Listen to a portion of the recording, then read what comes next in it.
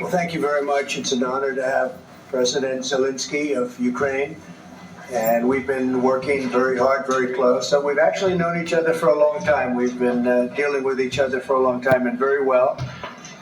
We had a little negotiation spat, but that worked out great. I think for both countries, I think for the world, actually, beyond both countries.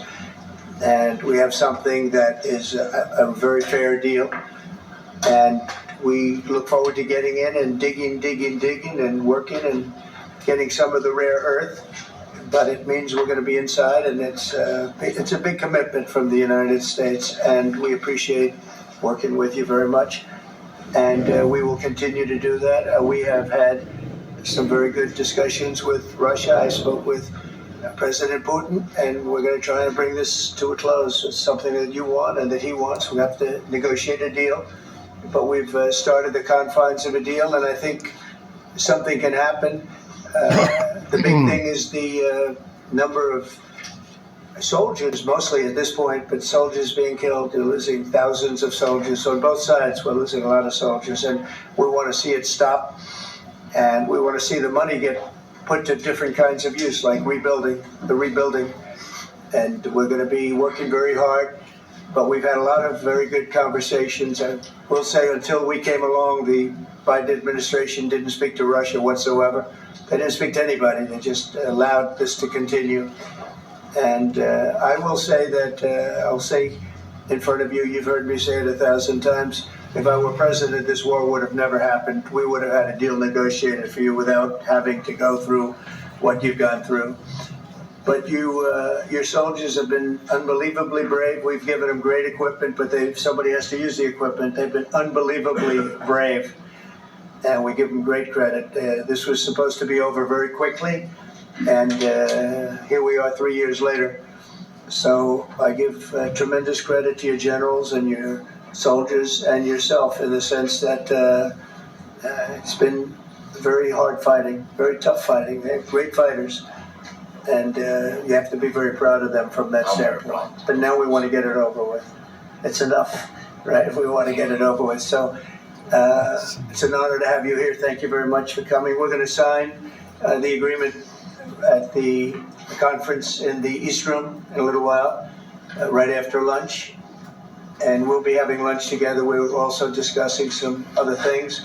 And we appreciate everybody being here. It's somewhat of an exciting moment, but the really exciting moment is when they stop the shooting and we end up with a deal. And I think we're fairly close to getting that, and an honor to have you. And please, I'd like to say something. Yeah, thank you so much, Mr. President. Thank you for invitation. And really, I hope that this first document, will be first step to real security guarantees for Ukraine, our people, our children. I really count on it. And of course, we count that America will not stop support. Really, for us, it's very important to support and to continue it. I want to discuss it with details further during our conversation, and of course, the infrastructure or security guarantees. Because for today, I understand what Europe is ready to do. And of course, I want to discuss with you what the United States will be ready to do. And I really count on your strong position to stop Putin. And you said that enough with the war. I think that is very important, Ben, to say these words to Putin at the very beginning of war, because he is a killer and terrorist. But I hope that together we can stop him. But for us, it's very important to save our country, our values, our freedom, the democracy, and of course, no compromises with the killer about our territories, but it will be later. And of course, what I wanted, we spoke about it by phone with you, about the drones production. We have very good drones production. I think the best one in the world for today because of the war.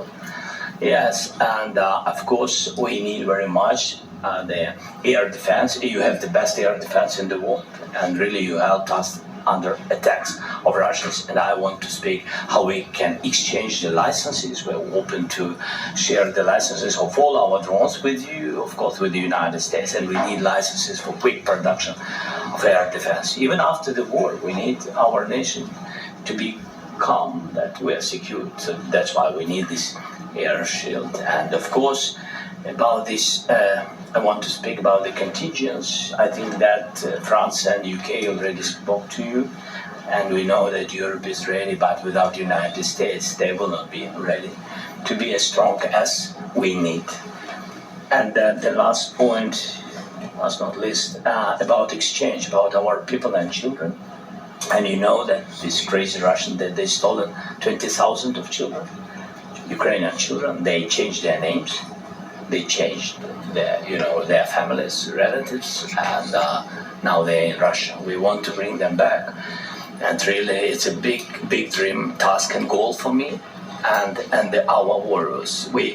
By the way, Mr. President, we exchanged, released more than 4,000 warriors from Russian prison, but there are thousands more in the prison. I wanted to share with you some images. How it's you have just can I now? Yes, Have I? please. Some minutes, 1 minute, 1 minute. Just you to understand in what circumstances, in what situation they are, and what the attitude of Russia to our prisons. That guys, just you before and after. And you see before and after, just you to understand. Now thousands of such guys, ladies and men, there, and that, so they don't eat, they beat them, and they, do a lot of bad things. So out of, even during the war, there are rules. Everybody knows there are rules during the war. So these guys, they don't have any rules. You see that 50, 60 kilograms left, and a lot of such things. And I didn't want to show you what the changes with images of children, because I will share with you. And I mean, it's looking tragic. Yeah, that's tough stuff. I wanted very much to give you, and you see it. Yeah. This is pastor, by the way. They stolen pastors because it's not Russian church. They stolen pastors and moved pastors to the prison. We, at the end of last year, we brought 3 pastors, and we could exchange them. And this is pastor, you see. Yeah, that's tough. Yeah, so I mean, this I wanted to show you, and this. So thank you very much. We want to get that entered, right? Yeah, of course we And will. I think we will. And We have to, of course. do you have any questions, please? Thank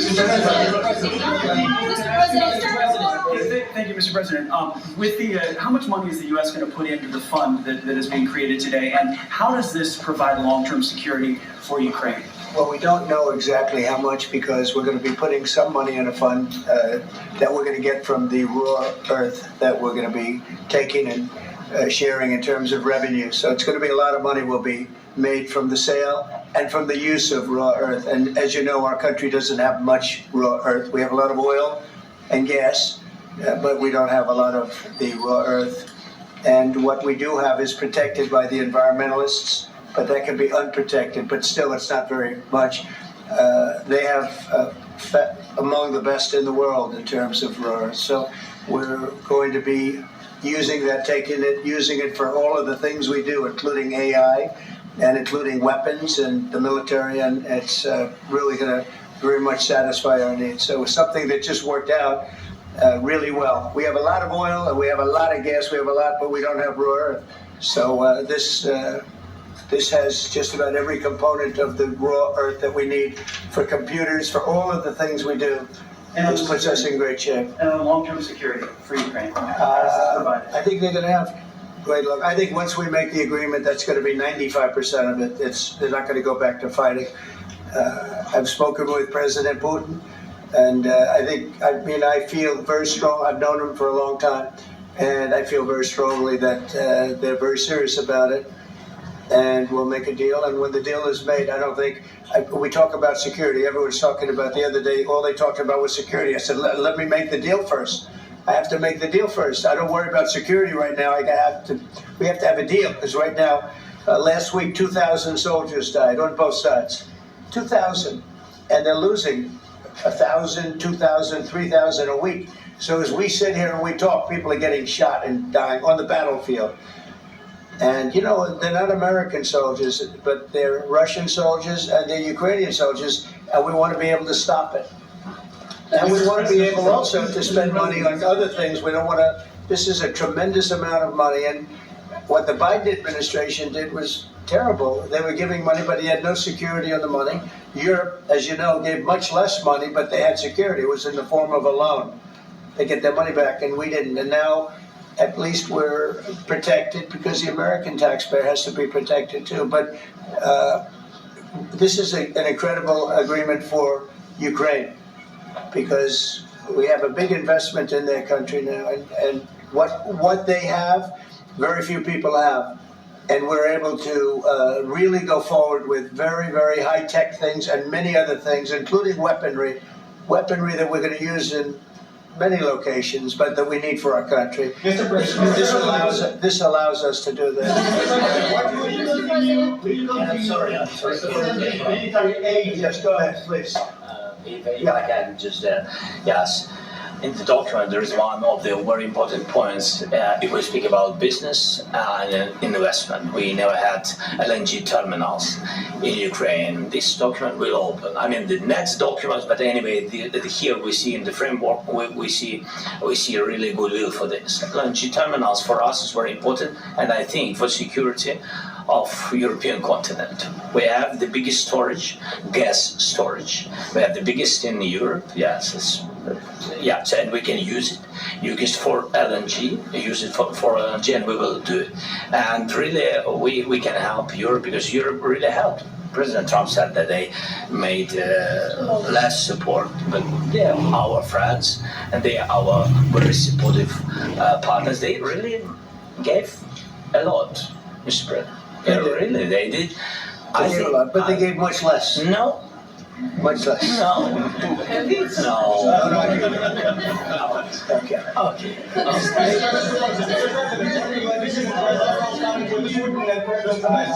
Yeah, please. Mr. President Trump, you have repeatedly called the deal with Ukraine as a historical one. And as a President of the United States, you make historical decisions in other issues which affect America and other world. So, what place in the world history do you want to take? And do you associate yourself with any famous historical figures? Yeah, I'd say George Washington, Abraham Lincoln. I would say I'm far superior to George Washington and Abraham Lincoln. Now, you know I'm only kidding, right? Because when I say that, the fake news is going to go wild. They're going to say he considers himself to be better than Washington. But you never know. You never know. I don't compare myself to anybody. I'm here to do a job. We've had a great 35 days or whatever it might be, a month, a little more than a month. We've accomplished tremendous amounts. Not only this would be a very great achievement if we could get the war stopped and get them back to normalization. I think that's going to happen.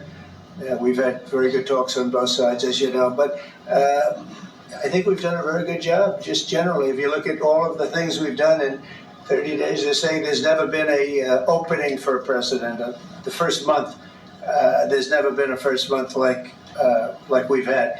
And this is one of the very important things. This, to me, is one of the most important things because we have tremendous death taking place as we speak. And I don't want to have that. You know, think of the parents, whether they're in Russia or Ukraine, think of the parents of all these people being killed needlessly. They came to our territory. Should have never started.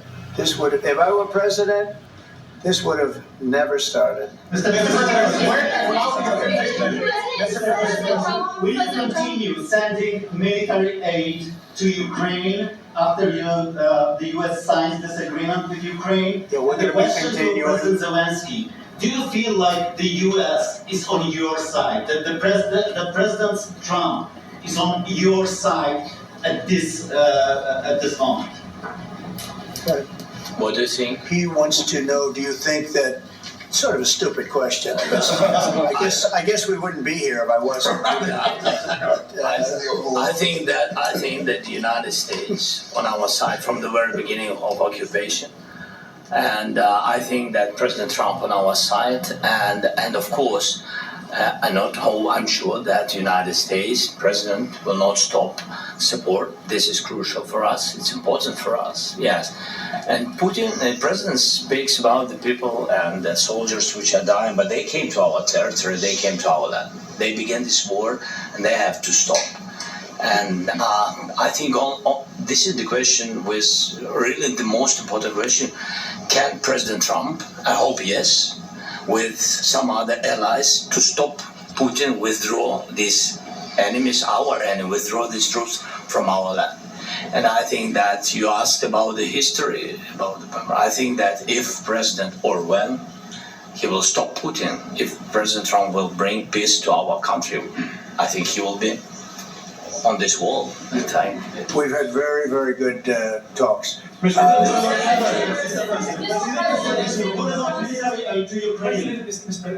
Zelensky just said that there will be no compromises with Vladimir Putin. I just wanted to ask both of you, firstly, are there compromises that you think that President Zelensky is going to have to make? President Zelensky, is there anything that you might be thinking that you may be able to offer or bring to the table, for example, elections? Thank you.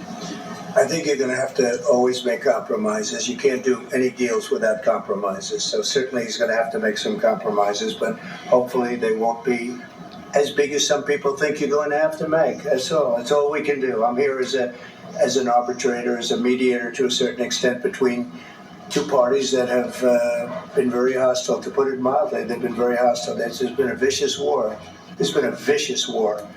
You know, it's a very level battlefield, and those bullets go out, and as I've said many times, we were talking about it with Pete, many times the only thing stopping those bullets is a human body.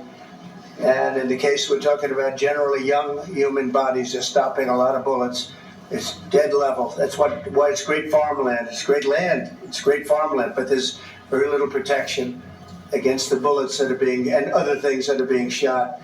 So all I can do is see if I can get everybody at the table and get an agreement. And I think we're going to end up with an agreement. Otherwise, I wouldn't probably be even here today. Mr. President, I've got two questions for you. You think ultimately your legacy will be the peacemaker and not the president that led this country into another war and ended foreign wars? And I've got a question. I hope it will. I mean, I hope I'm going to be remembered as a peacemaker. This would be a great thing if we could do this. I'm doing this to save lives more than anything else. Second is to save a lot of money, but I consider that to be far less important. So I hope I'm going to, thank you, Brian, for that question. It was a nice question. I hope I'll be known and recognized as a peacemaker. This would be a great thing to solve. This is a very dangerous situation. You know, this could lead to a third world war. This was headed in the wrong direction.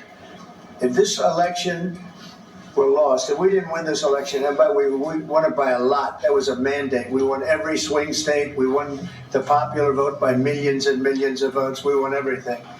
The districts, you look at the areas of red, take a look at a map. This was a big mandate, and this was one of the things I said, we're going to get this thing settled. If we didn't win, I think this could have very well ended up in a third world war, and that would not have been a good situation. What was your second And question? my second question for President Zelensky: why don't you wear a suit? Why don't you wear a suit? You're the highest level in this country's office, and you refuse to wear a suit. Just want to see, do you own a suit? Yeah, problems. A lot of Americans have problems with you not respecting the dignity of this office. I will wear a costume after this war will finish. Okay. Yes, maybe one. Maybe something like yours. Yes. That'd be great. Maybe something better. I don't know. We will see. Maybe something cheaper. Thank you. Thank you. Thank you, President Trump. You said yesterday that you... Are you going to send more arms to Ukraine in case there's no peace? Yeah, we're going to have arms to Ukraine, yeah, sure. Hopefully I won't have to send very much, because hopefully we're going to have it finished. We're looking forward to finishing this quickly. We're not looking forward to sending a lot of arms. We're looking forward to getting the war finished so we can do other things. But we very much appreciate the agreement, because we needed what they had, and we're treating our country is now treated fairly. Biden didn't do that. He didn't know what the hell he was doing. This should have never happened. This should have never started. But, sure, the answer is yes, but hopefully we won't have to send much because I'm looking forward to getting it done quickly, very quickly. Does that mean you'll provide security guarantees, Mr. President? I don't want to talk about security yet because I want to get the deal done. You fall into the same trap like everybody else. A million times you say it over and over. I want to get the deal done. Security is so easy. That's about 2% of the problem. I'm not worried about security. I'm worried about getting the deal done. The security is the easy part. Security is very nice. Everybody stops shooting. And now will Europe put people there? I know France is going to. I know the UK is going to. I know other countries are going to, and they happen to be right next door. We haven't committed, but we could conceivably. We have security in a different form. We'll have workers there digging, taking the raw earth so that we can create a lot of great product in this country.